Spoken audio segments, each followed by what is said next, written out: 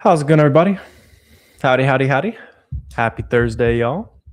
Welcome back to Boxem Office Hours. If you guys are watching on the replay, I'm live this time every Thursday answering y'all's questions about selling on Amazon, all that good stuff. Just kind of scaling about here in 2026. Been loving seeing a bunch of guys start posting some results from those. You guys that kind of started as a New Year's resolution thing, something like that. Starting to see people getting those first, 5, 10, $20,000 in sales rolling in. Super cool to see. And yeah, just pop any questions you guys have in chat. Now is kind of good to be getting after. If you guys want to get like a quick example of any like products that are being sold by other resellers, looking at any like Valentine's Day candy listings, like Valentine's decorations. I was looking at like these weird like overpriced Valentine's candles. I actually sourced those and broke that down in the new YouTube video today, along with some other like just profitable stuff I was sourcing, using some of the new sourcing methods now that are possible with just bulk ungating and just kind of all the benefits that come with that. And yeah, it's a good day to be kind of getting after it. So yeah, let me know what questions you guys have as you're popping on in here. I'll be live for 30 minutes or so. And sweet. Yeah, let's get after it here. Let's see. Yeah, and I was actually hitting some retail arbitrage this morning as well. I was out at like a TJ Maxx out in the wild, that kind of thing.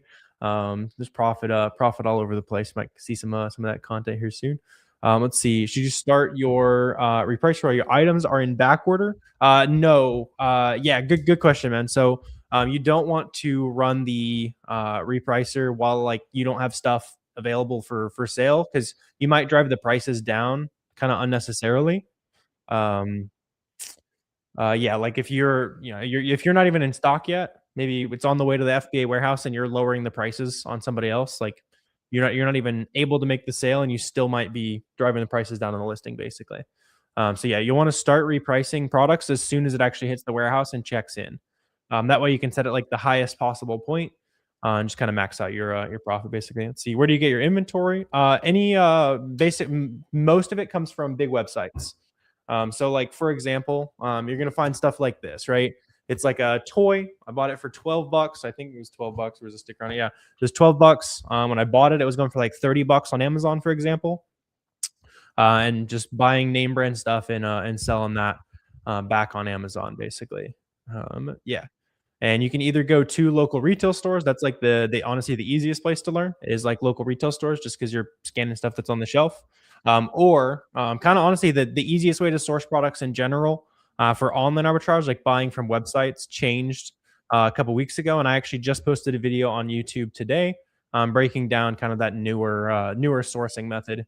That is going to make it a lot easier to find your first products, especially if you're like a newer Amazon seller, kind of new to the game. That video will make it a lot simpler, kind of breaking down how to source things that are already ungated for you, basically, instead of having to you always have to like send the invoices and stuff. See, watching a video from me right now. That's appreciate it, Sev. Yeah, yeah.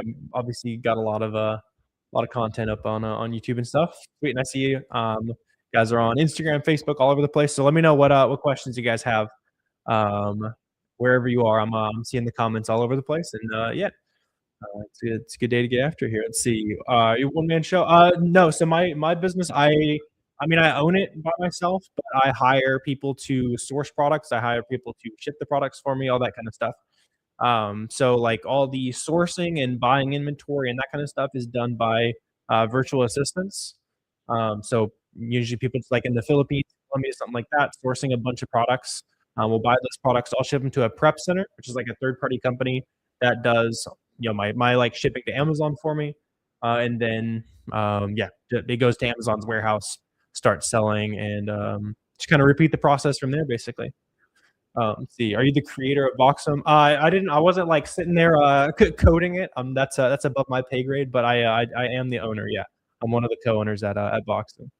Yeah, basically, kind of the best tool for getting ungated automatically, tracking your shipments, making shipments, getting analytics done. There's an AI assistant, like kind of the whole like back end process of selling on Amazon is what you'll do on Boxem. What'd you make in your first couple months? Like very little. Like it took me a while. I was kind of like trying to learn on my own. There wasn't really, yeah, because I started in 2018, so there really wasn't much like information at all out there to begin with. So I was like kind of learning on my own. I didn't have that much money. So it took me like two or 3 months to have my first $1,000, which is a lot slower than it would be reasonable to do it these days. But yeah. And then my first year was like right around 30 grand in profit on my first year of selling on Amazon. So I was happy with that. It was like my first year in college. So I was a freshman in college, made 30K in profit on Amazon, and obviously grew the snowball from there. But that's how my first year went. Let's see. What's the best way to sell on Amazon for new sellers? Yeah, so that honestly changed. Like the best way to get started. Um, so easiest way, figure out what your account can sell, right? Different brands have different like qualifications. So you're going to go to Boxem, you're going to click bulk ungating. Now you have a list of 50 to 100 brands that you're auto approved to sell for $0. And then you start storefront stalking. So you're going to look at people who sell those brands that now you're approved to sell. You're going to compare those to products all across the internet. And let's say you got automatically approved to sell like Avia, which is like a Walmart brand of like shoes. When you search that brand, you're looking for things that are like half-ish of what it costs on Amazon. Right. So you just figure out what you can sell with Boxem, and then you go source it with SellerAmp. That's like the short answer. Obviously, there's a lot of like nuance and stuff we can get into. So let me know if you have like specific questions, or if you just want to see like everything all in one place. You can just look up Fields of Profit free course on YouTube. That's Fields of Profit free course. There's like a 5 hour long YouTube video I made for you that breaks down like the whole business model basically. Let's see. After a bunch of denials, should you keep trying to ungate or return the product? I would just keep going. There's no reason not to, unless you have like a ton of inventory tied up in that. But I'm glad you're like continuing to submit on that. A lot of people just like give up right away. For sure. How much is Boxem a month? So it starts at $38 a month if you do annual, which is like that's how you'll need to like track your profit, make shipments, all that kind of stuff. In terms of like tools you need, SellerAmp for sourcing, and then Boxem for inventory management, creating shipments, AI, analytics, that kind of thing. Let's see. How do you get a supplier from China to ship to Amazon? So beyond some samples of like some random stuff, I've never actually sourced products from China. You don't need to do that. You can just buy and sell products that are already in demand. So for example, like this is actually something I got at like a local retail store. I buy stuff like this from big websites, retail stores. Sometimes I'll be shopping at wholesalers, but mostly just retailers, and selling it for more on Amazon. It kind of skips a lot of the like the just a lot of the complexity that comes with importing things and creating listings and buying ads and your own branding and that kind of stuff, right? Especially if you're just trying to make your first 10, 20, 100,000 bucks online. There's no reason to try to create like a crazy expensive product. Yeah, you can try Boxing for free. Yeah, it's free for your first 2 weeks. Let's see. What do you do when you're trying to add an item and Amazon gives you an error? I've never seen that error, Katrina. I might open a case with Amazon if you're getting like a weird error. Usually the error code I've seen if you're trying to list something will be generic. So if like the brand says generic on the Amazon listing, technically not supposed to sell that. What's up, Christy? Said I assume you're talking about the free course as a good resource. You've watched it. Awesome. Yeah. Um, good to see you in here. Let me know if you have any questions and stuff. Do you link Boxem to your Amazon seller account? Yeah. So it'll interact with your Amazon seller account so that it can auto ungate things for you. It will like track your profit, make shipments, that kind of stuff. You just link it up one time and it'll be integrated for you. Sweet. If an item has a no retail receipt or order confirmation, what can you use to ungate? I'm not sure what you're talking about. Like sometimes Amazon will give you like weird denial reasons for ungating. You can just submit like order confirmations plus the tracking info that proves that you actually bought it is good to go. Let's see. You can't sell anything anymore. Just run the auto ungate checker on Boxem. You'll have probably Revelations. You've been selling for a little bit, man, right? So yeah, you can just run the auto ungate checker, and you'll have a new list of brands you can sell. Let's see. What's up, Sabrina? You said packaging as you speak. Boxem's a game changer. Can you explain FBM in short? Yeah, I mean, so like usually people do a little bit of FBM, so you're doing it. You did the hard way first, which is fine. So now when you want to test FBM, you'll just list it the same way as an FBA offer. Obviously, just switch the toggle, list it as an FBM. And then when the customer buys it, you ship it to the customer directly instead of shipping it to the warehouse first. Which now you can like test products a little bit faster. Basically, yeah. Let's see. Do you warehouse any of your inventory? No. So I use a prep center, which is like a third party company. I just pay them per unit to like label, ship, prep all my stuff for me. Some people will do the warehouse route. I just didn't want to deal with like managing a warehouse, warehouse staff, that kind of thing.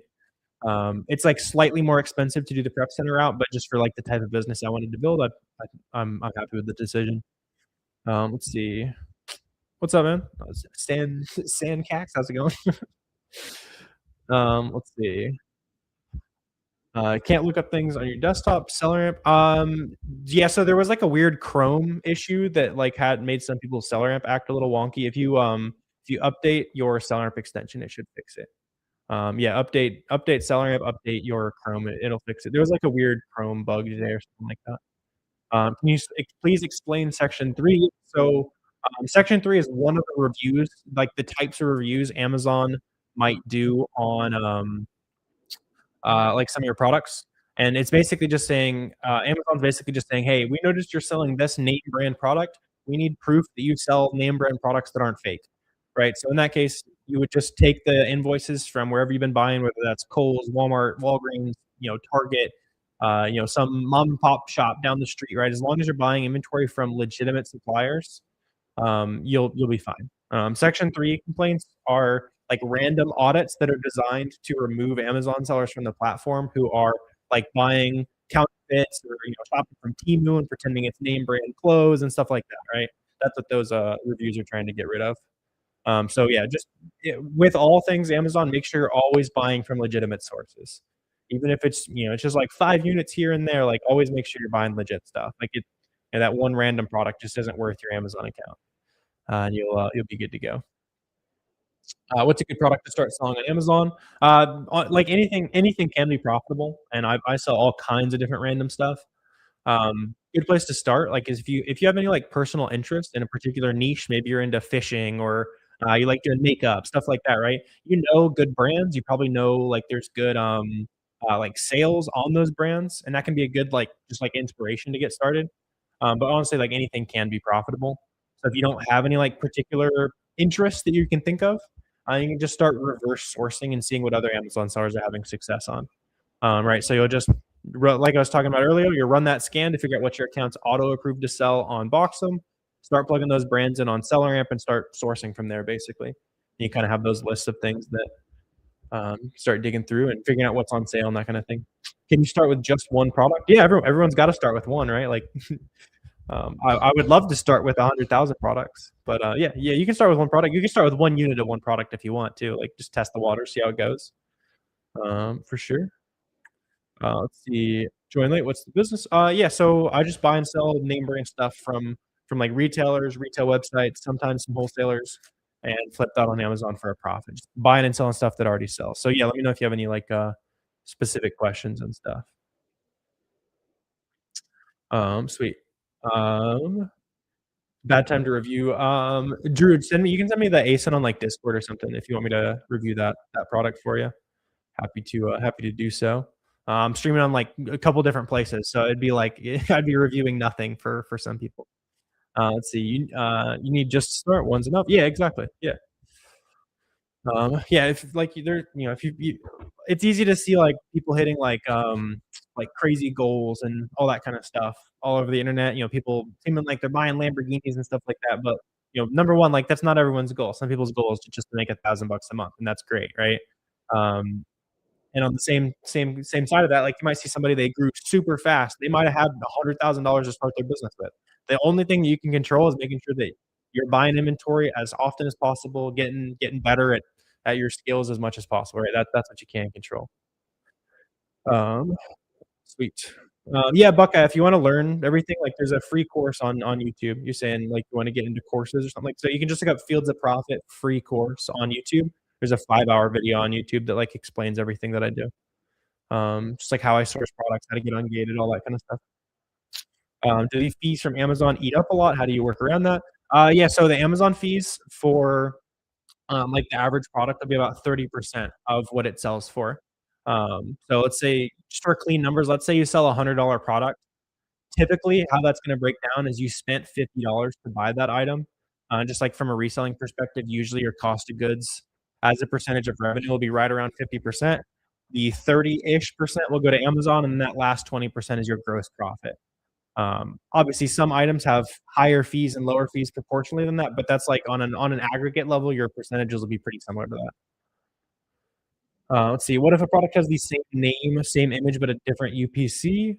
If as long as the customers are getting exactly what they like see in the picture and stuff like that, I don't have a problem with that.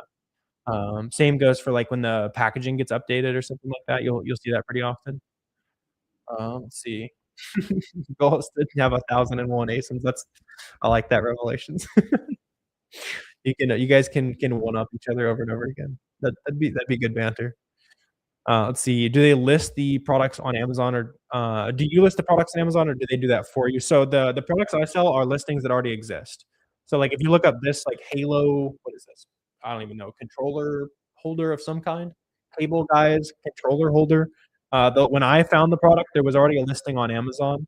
And it was already selling with existing demand. So my goal is to buy as many of these things as possible that I can get cheaply. That's the hard part that already sell on Amazon. That's the easy part. Finding things that already sell is easy. Finding them cheap enough to make a profit, that's like the hard part. And that's where like different sourcing methods and like going to retail stores, like however you like to source products will come into play.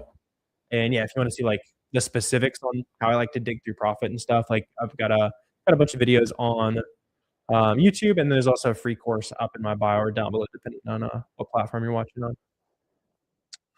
Um, Let's see. Why do orders stay pending for over a week sometimes? So a lot of times an order might stay pending if like a customer like honestly like didn't have enough money on their credit card or something like that, and the charge is like stuck there for a second. Um, yeah, they'll come out of pending though.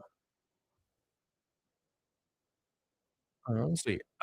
There's a place, to show us all the fees, right? Yeah, so, like, when you're sourcing products on the page, you'll look at SellerAmp, and it'll show you, like, how much the fees on everything are, and then after you're selling the products, like, Amazon will show you some of the fees, and then if you wanna see, like, true profit and loss and stuff, then that's where you'll see, your Boxem profit report, essentially, yeah.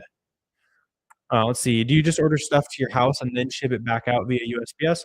No. So, like, that's kind of how I started.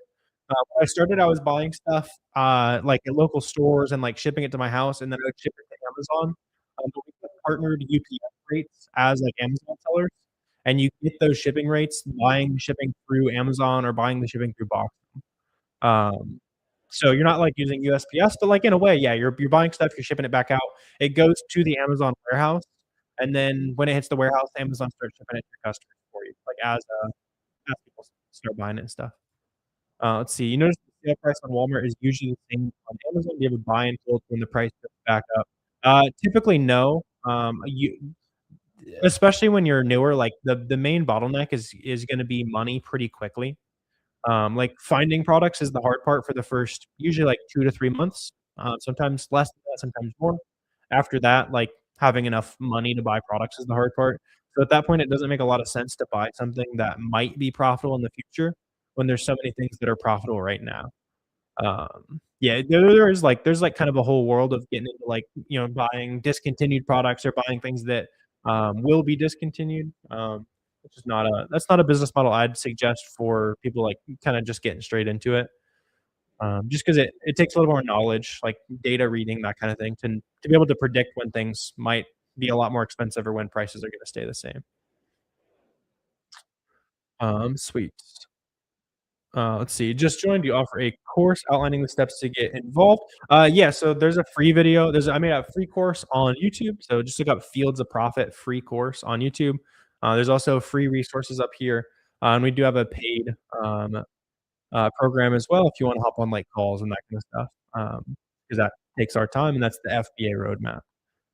Let's see. Can you buy products with coupons? Yeah, you're pretty much always going to be buying stuff with coupons. Yeah, that's kind of like the that's like that's the key, to be honest, is Good items, you don't find good items, you make them good, right? What I mean by that is you find it, you maybe you find an item for 15 bucks, it sells for 20 bucks on Amazon. Then your goal from there is to be like, all right, I see a 20% coupon. I see I can get 15% off with discounted gift cards. And I see if I join their loyalty program, they'll give me 5% back. Okay, now I've made that item that was not profitable into something that is profitable. Um, yeah, that's kind of like margin creation is huge. Let's see. Are people taking off faster with the new Boxem feature? Yeah, so the new Boxem like auto engate definitely makes it way simpler to figure out what you can even sell in the starting point, right? Because previously, probably the biggest complaint I heard from new sellers was like, I can't get on gated to sell anything. So now you can just go click bulk on gate. You have 50 to 100 opportunities just like sitting there right in front of you. Even if you're a new seller and for people that have been selling for a while, it's auto ungating like 500 plus brands. Besides books, what was your first niche? Yeah, I sold books for like the first year as a seller, and then after that, the first thing I sold like name brand products wise was toys. Yeah, specifically, I remember the first product I sold that was not a book was like this weird off-brand like Penn State Lego helmet type of thing. And that was the first thing that I found that actually made some money. Um, yeah. Let's see. Sweet, appreciate you, Hector. Yeah, made your first FBA shipment with Boxem. Awesome. Yeah, glad you're getting some stuff out there. Have you made a sale yet, or is that like your first stuff that is getting out of the warehouse there? For sure. Um, you'll have access to both of us on the roadmap, Dennis. Yeah, so you can just hop in there. For sure. You can check out the link down below if you want to hop on those calls and stuff with us. Let's see. Is the only way to do it hands-free is by using prep centers? How much profit do you use by using prep centers? Yeah, so if you don't wanna ship stuff yourself, which I don't wanna be, like, put stuff in boxes all day, um, so I use prep centers as well. It costs like $1 to $2 a unit per unit, obviously, depending on how much stuff you're sending. So you can kind of run the math from there, obviously. Usually, you'll just make sure, like, when you're sourcing, I'll make sure that I bake in, like, an extra dollar and a half for everything that I source so that after I pay for, boxes and prep costs and that kinda stuff, like, there's still plenty of money to be made.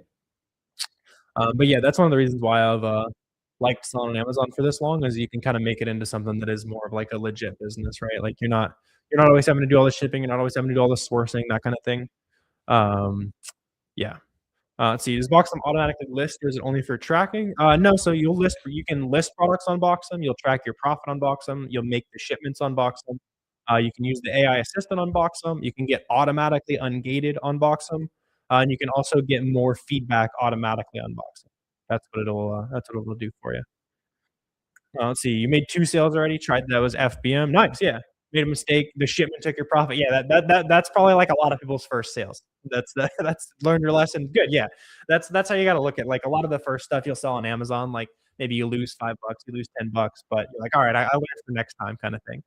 Yeah, so you learned obviously gotta make sure you're baking in shipping costs before the profit numbers look really good before you include shipping costs for sure. Yeah. Unfortunately, we do have to pay for that. But you made your first sales. That's the more important step. Do you think it's smart to start Amazon FBA in 2026? I mean, what I usually say is like, as long as you're willing to put effort into something that requires capital to grow and requires time to grow, but works effectively for hundreds of thousands of people, yes, you should start. If you're not willing to put in time and money, then you don't start. Like you're not gonna see success. Um, appreciate you, Colton. Down like over 50 pounds at this point. Let's see. You have 6K saved. What business model would you suggest? OA or wholesale? OA for sure. Wholesale starts to make sense after you have like a catalog of online arbitrage products and you want to source them in much larger bulk. What I usually say is if you want to be $100,000 a month or less Amazon seller, you should just do online arbitrage. If you want to grow beyond that, you should start introducing wholesale as you start hitting, 30 to $50,000 a month mark. It's just way easier to scale faster with OA. Long term, it'll be easier to like place restocks and stuff wholesale for sure. Send me a PM. Sounds good, Drew. Yeah, I'll be hopping off here, and before too long, I'll take a look at the, let's see, putting in the work, Colton. Like, sounds like you're about to be putting in the work on Amazon, so I'll trade you orange bar for that, yeah. Let's see, based in yeah, so I've been selling out of the US. If you're in Canada, do you need a license to sell on Amazon US? I'm not exactly sure how that works, like, international business law-wise, that's not something I had to figure out. From, like, a seller account creation perspective, there's lots of Canadians that sell on Amazon US just 'cause, there's a lot more of us down here, and we love spending money we don't have more than, like, any other country, which means more stuff sells on Amazon US, like, proportionally as well. Let's see. How can you choose good products to sell on Amazon? So there's, like, general criteria that I look for. Like, if you go to the free course in my bio, there's, like, a page and a half long checklist of everything that I look for if you really want, like, the full nitty-gritty of what I look for. Um, but, yeah, I mean, overall, you just kinda need to start sourcing. Auto ungated storefront stalking is, like, the technical term for what you wanna do when you're starting. For sure. Let's see, is only FBA fine or is FBM optimal? You can do just FBA. At this point, I'm mostly FBA, especially outside of Q4. Pretty much all FBA. FBM is more for, like, having the ability to test products quickly, and then you can go deep. You'll sell more stuff. All the people an FBA seller will make more sales than an FBM seller, but the FBM seller makes the first sale sooner, if that makes sense, because the FBM seller didn't have to wait for things to check in at the warehouse. Let's see, in the auto ungate list on Boxem, is there any food brands in there? Yeah, I'm pretty sure. Yeah, there's like 1,800 brands. So just go run your store through it, and you'll see. It'll show you can download the report of everything it checked, and you'll see all the categories and that kinda stuff it checked for you. Let's see. You find that having to ship items back that take a dump in price, you just lower the item's price, get your money back. Yeah, exactly, for sure. Like, there's no reason to, ship stuff back just 'cause it's not as profitable. That's a good way of thinking about it, Revelations.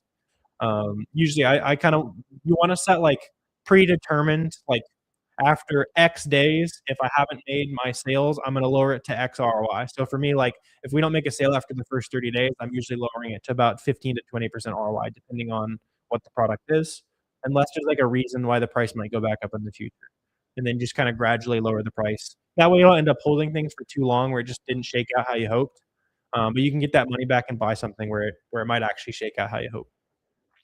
Should you start private label or wholesale? You should start neither because both of them are pretty expensive ways to start. You wanna do online arbitrage or retail arbitrage. So you've been following for a while, never fully committed, just trying to start this year. Yeah, get after it, man. See, getting the ungating stuff seems overwhelming. Yeah, so I mean, the first time you do it, definitely can be kinda confusing, but, yeah, you can always, like, get that quick list of auto ungates on Boxem, and then, as you're buying things that are branded, just submitting the invoices. Like, the best case, usually where I like to source products if I can, is directly from, like, the brand's website. Those are gonna be, like, your best bet for getting, approved easier. See. Appreciate you, Pat. Um, let's see. Difference between retail and online arbitrage. So retail is in person, online is at the s or, at from a website.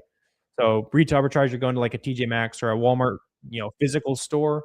Online, you're sitting at home, you're chilling on the laptop. That's why, like, so the real differentiator, like retail arbitrage is easier, harder to scale. Online arbitrage is harder, easier to scale, like from a getting started perspective. Your shipping label printed too. Do you need to put both on the box? Yeah, so you're probably seeing the UPS label as one and then the FBA label as the second one. If they're the exact same label, just you're good to just do one. Let's see. How do you respond to a customer saying that the item and packaging is damaged in Seller Central? If it was, uh, yeah, I mean, it's kind of like if it was your fault, you might be on the hook to replace it. Otherwise, you can have them file a claim with Amazon if you think it was, like, the shipper's fault. Yeah. See, RA is better for FBM, not necessarily. Um, just be like, you'll find plenty of FBM friendly things doing RA, I would say. I can tell you. It's not necessarily, like, better to FBM. Some products are gonna be better FBA, some products are gonna be better FBM. It doesn't really like, it doesn't matter how you source them, it's gonna be product dependent, if that makes sense. Um, for retail arbitrage, do all brands need ungating? Not all of them. Like, if you wanna sell Starbucks, yeah, you're gonna have to get ungated. But there's a fair amount of brands that if you just try to apply to sell, you'll get approved automatically. Those are good places to start. You can run your store through the Boxem bulk ungate check, and it'll show you, like, 50 to 100 brands that you're able to sell. You'll that's, like, a free way to check too. It's not gonna cost anything to, like, submit those, ungate requests. Let's see, how do you know whose fault it was? So, like, if you packaged it pretty well and that kinda thing, you could make the case. It also depends if it was FBM or FBA. If it was FBA, you can definitely blame them. FBM honestly might still be able to. You're looking for a safety claim is what you're looking for if the, customer's throwing a fit. Let's see, on the list of ASINs unboxing, you look at the first 100, there's like 10 you can make money right now just from Walmart. Yeah, that's like a whole 'nother world is selling stuff on Walmart. Like, yeah, you don't wanna be, um, one platform dependent forever. If you wanna sell, just put in the work. Yeah, exactly. Yeah, that's cool you're, digging from some of that for Walmart selling as well. I like it. Remember there's tons of sales in stores as well and online. Yeah, exactly. Like, TJ Maxx and Ross and that kinda stuff will do, like, yellow tag clearances. They'll do clearances like right after Christmas when, like, the Christmas toys didn't sell and that kinda thing. Yeah, there's lots of different things to, check out there. See, that is correct. Appreciate your revelations. Wanna help others make money. Yeah, absolutely. That's what it's all about. That's what it's all about. Let's see, you applied, still waiting for Walmart to open. Yeah, like, it can take a second to get approved for Walmart. It's a good backup marketplace for Amazon, though, for sure. Sweet. Probably gonna go ahead and, wrap up here for the day. Good vibes today, though. Good questions. I'm live this time, 4 PM Eastern every Thursday for Boxem office hours, so always pop back in, let me know if you guys have questions. If you guys are on YouTube, you can hit the little bell down here, and you'll remember when I go live. And, yeah, appreciate all you guys tuning in. Free course up here or down below, depending on where you're watching, if you wanna just kinda keep tapping in, learning more about selling on Amazon, and I will, talk to you guys again very soon. Appreciate you guys. Thanks, y'all. Thanks.